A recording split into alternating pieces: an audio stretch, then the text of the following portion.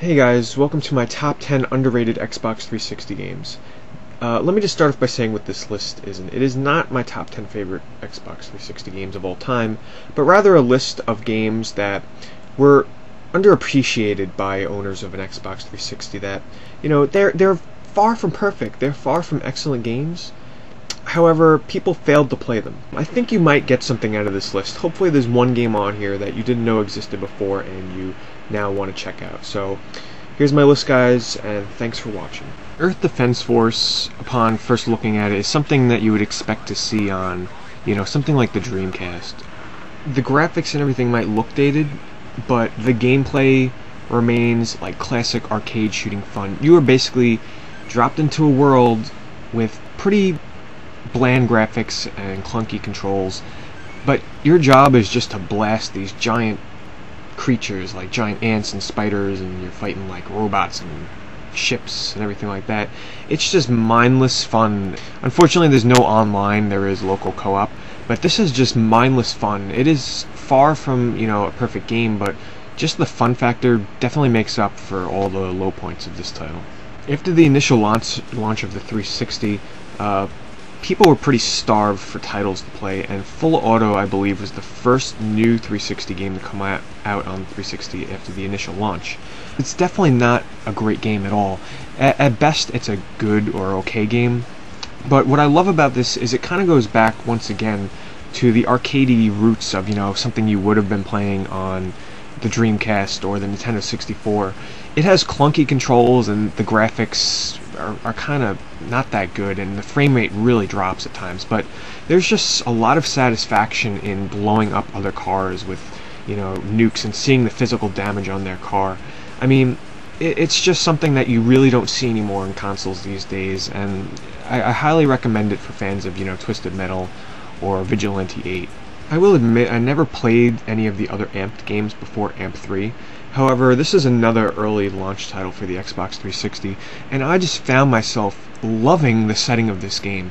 The whole style of it, the really quirky story and cutscenes, and the over-the-top graphics during the gameplay, is just a lot of fun, with an open-world theme where you in the beginning, you glide around this different huge hills, taking on different crazy missions, and I just really like the stupid comedy, and I'm usually not a fan of silly games or anything like that, but the comedy in this game mixed with the pretty well done draw distances and graphics and pretty damn good gameplay made this a really, really enjoyable game. I really went into Gun not expecting too much from it, but I really, really came out surprised, and everything about it was done really well, actually. Once again, this is another game that is not excellent by any means, but everything it does pretty good. The graphics are really nice and crisp.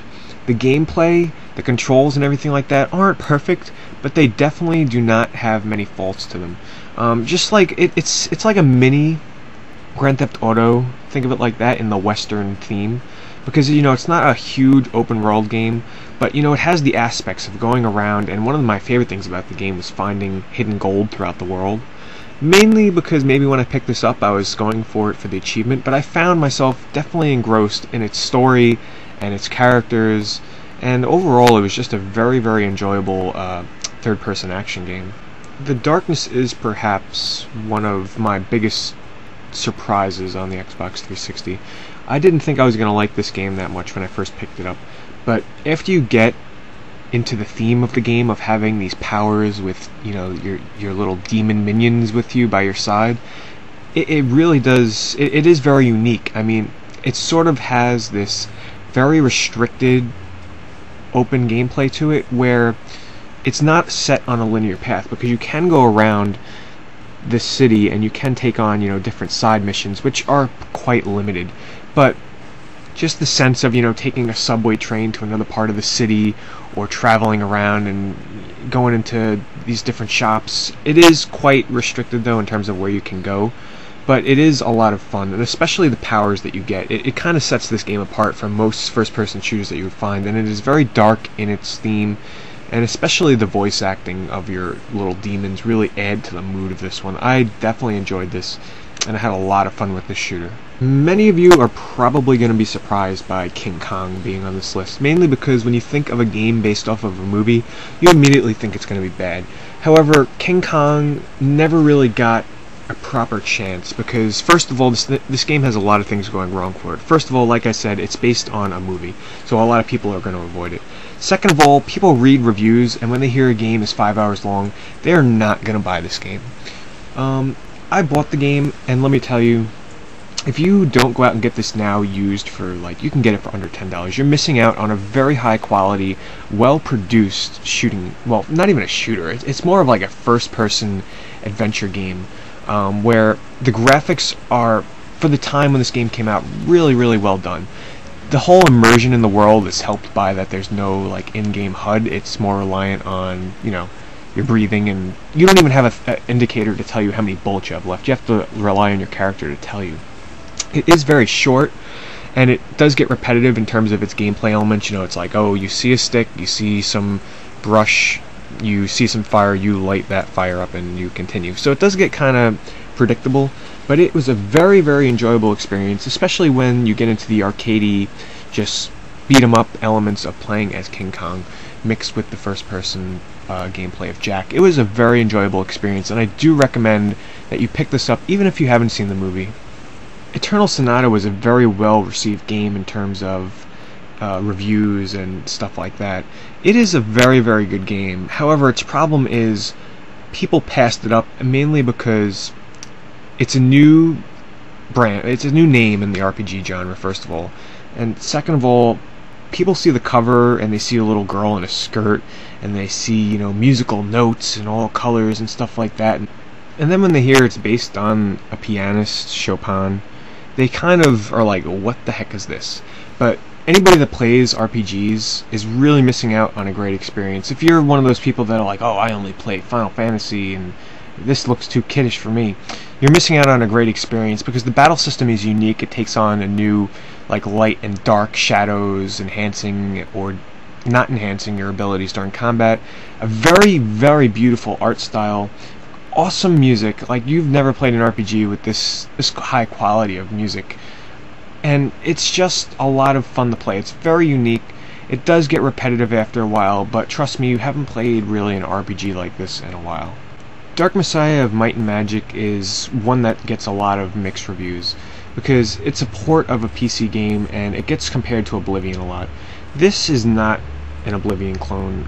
It is totally, it's not even open world. It is a linear first-person fantasy game where you can play as different classes online, and the online, I'm sure the community is gone now, but at the time it was a lot of fun. It was a class-based system with, you know, you really had to work together with your teammates. But the core of the game for me was the single player, where, you know, you're running around, you're getting different equipment, you're learning new spells, you're working on the story, and you're finding hidden treasure.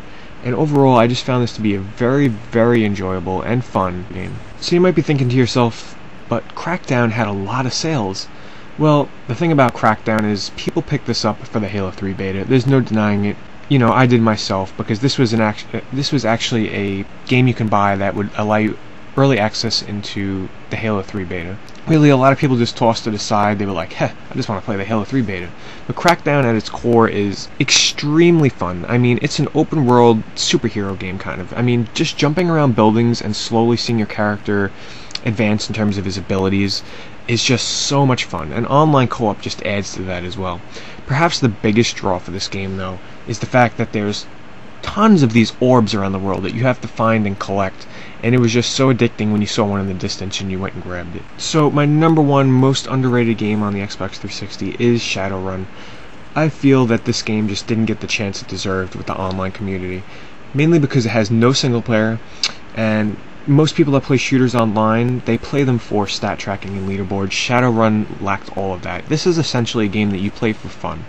It has different classes of, you know, trolls and dwarves and humans and elves, and you can customize your character and picking different abilities like walking through walls and flying and stealth and invisibility, and you can use katanas and all these different weapons. It's extremely reliant on teamwork. It's a ton of fun. I've never played a shooter like it, and I just had a blast with this game, and I think that anybody that owns an Xbox 360 and has Live deserves to give Shadowrun its proper chance.